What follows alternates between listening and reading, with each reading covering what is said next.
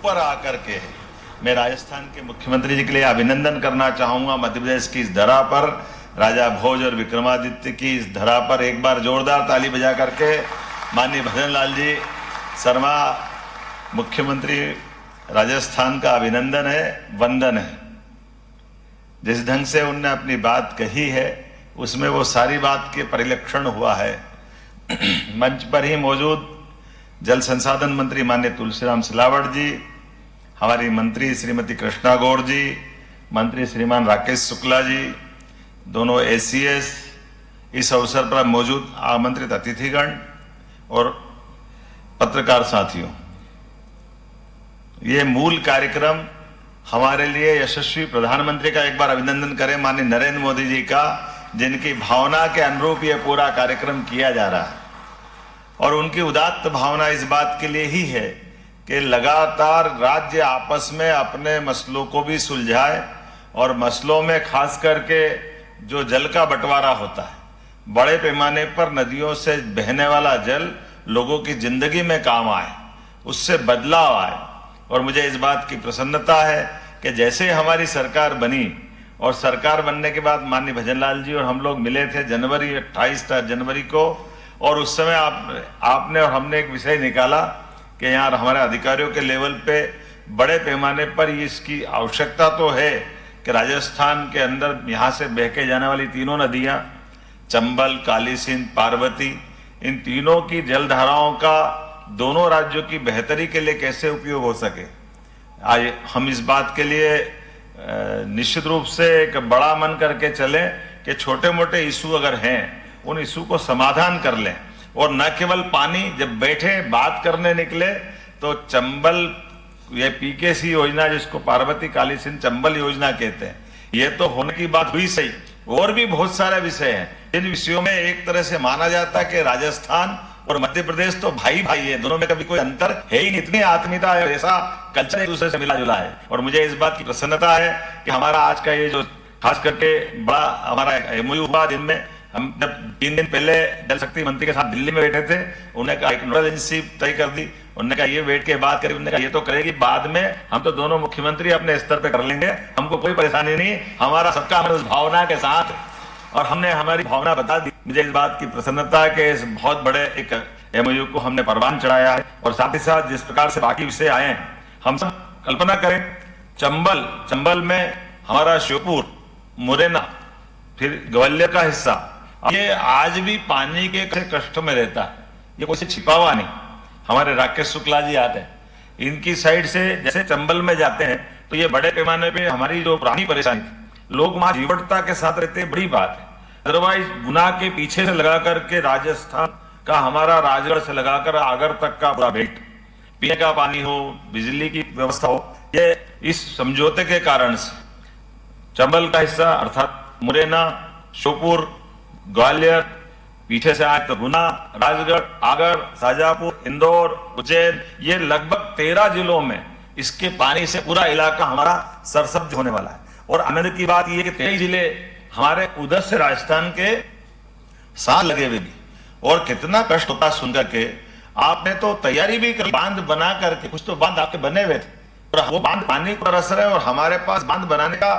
इच्छा शक्ति नहीं थी। लेकिन ये जो परस्पर आपस का एक दूसरे के साथ खड़े होकर के मजबूत जल संरचना बनाने का, और इस बात का आनंद है कि हमारा पानी का एक एक बूंद हमारे क्षेत्र के राजस्थान और मध्य प्रदेश के विकास में काम में आने वाला है, उसका ऐतिहासिक पल आज हमारे सामने संपन्न हो रहा है, जिसके कारण से भविष्य में एक नई इबारत लिखी जाएगी।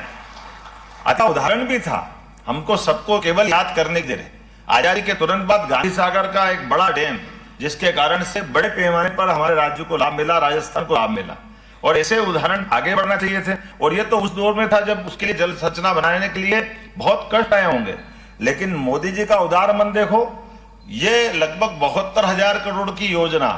और 35,000 करोड़ हमारे को मिल रहा है, 35,000 करोड़ राजस्थान को मिल रहा है। देने वाला दे रहा है, लेने वालों के मन में पता नहीं क्या गड़बड़ हो रही। ये जो माननीय प्रधानमंत्री 10 साल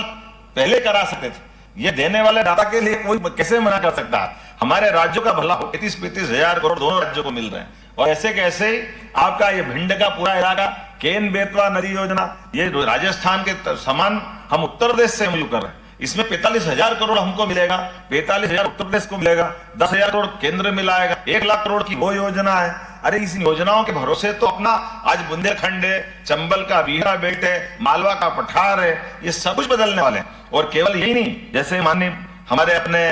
मुख्यमंत्री जी ने कहा है कि पर्यटन के क्षेत्र में कैसे अच्छी स्थिति है हमारी दोनों की, कि परमात्मा ने तो बहुत कुछ दिया, लेकिन टूरिज्म के मामले में बहुत बड़ी संभावना है। वो टूरिज्म एक क्षेत्र में नहीं है, टूरिज्म में हेरिटेज पुरातत्व की दृष्टि से बड़े बड़े हमारे पास राजस्थान से सीखने लायक, आपने किलों का संधारण संचालन बहुत अच्छे से किया है, पुरानी रचनाओं का लाभ कैसे लिया आपने, तो रेगिस्तान में पर्यटन को अच्छा खड़ा कर दिया। तो हमारे यहाँ तो इसकी बड़ी गुंजाइश है, और आप तो धार्मिक पर्यटन का भी बड़ा केंद्र है, इसलिए धार्मिक पर्यटन के लिए हमने कुछ प्रयास किए। और ये बात सत्य है कि अतीत के काल में अब वो सब भी लोग जानने की इच्छा रखते हैं। जैसे मथुरा से भगवान कृष्ण अगर चले और उज्जैन पहुंचे तो निश्चित रूप से राजस्थान से ही होकर आए हैं, इसको छिपावा नहीं। तो ये जो विद्वानों के माध्यम से भगवान श्री कृष्ण का हमारी सरकार ने तय किया, श्री कृष्ण पाथेय की योजना बने और भगवान कृष्ण के विभिन्न आवागमन के मार्ग में होने वाले उनकी रचनाओं के साथ जो लीलाएं उन्हें की होगी वो प्रत्येक लीलाओं का तीर्थ बने। इसलिए भगवान राम पदगमन की योजना जो बनी थी, उसी प्रकार से भगवान कृष्ण की पदगमन की योजना के समान उनका पाथेय बने। और परस्पर भगवान कृष्ण के कितने सुंदर तीर्थ, जैसे उज्जैन में सांदीपनि आश्रम में तो खाटू श्याम जी है, हमारे कृष्ण भगवान के तो कदम कदम पे सांवरिया जी से लगा करके राजस्थान का पूरा बेल्ट है। और अब जब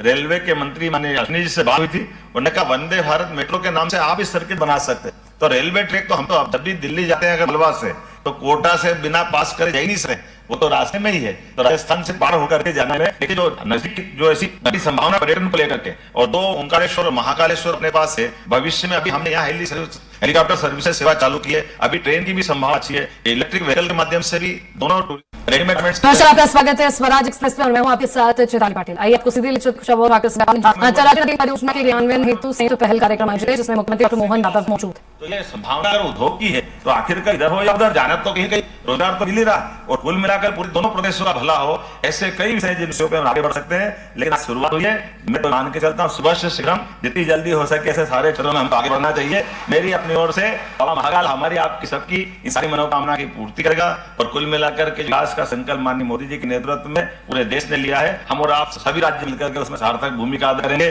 और जैसा कि आपने कहा कि इस एमओयू के बाद बहुत जल्दी प्रधानमंत्री से इस पूरी योजना का शुभारंभ कराएंगे, माननीय प्रधानमंत्री जी को निमंत्रण दिया है और हम इस बात का आनंद दिखेंगे। जैसे ही पीकेसी योजना पूरी होने के लिए आगे बढ़ती है, उद्घाटन होता है, उसके साथ साथ मैंने पालनपुर का भी दिया हुआ है, और हमने कहा कि आसपास के सभी राज्यों के साथ इसी प्रकार से अलग अलग सेक्टर में मिलकर के सारे कार्यक्रम चलते रहेंगे। मेरी अपनी ओर से पुनः मध्य प्रदेश की धरती पर आपका वंदन अभिनंदन है, बहुत बहुत बधाई। बहुत बहुत धन्यवाद माननीय मुख्यमंत्री जी आपके उज्ज्वल वचनों के लिए। और निश्चित ही आपकी सोच से पूरे मध्य प्रदेश में चरवा विकास संभव हो पाएगा। और अब कार्यक्रम के अंत में हम आगे करना चाहेंगे डॉक्टर राजेश राजौरा जी, अपन मुख्य सचिव जल संसाधन विभाग से, कि वे आभार।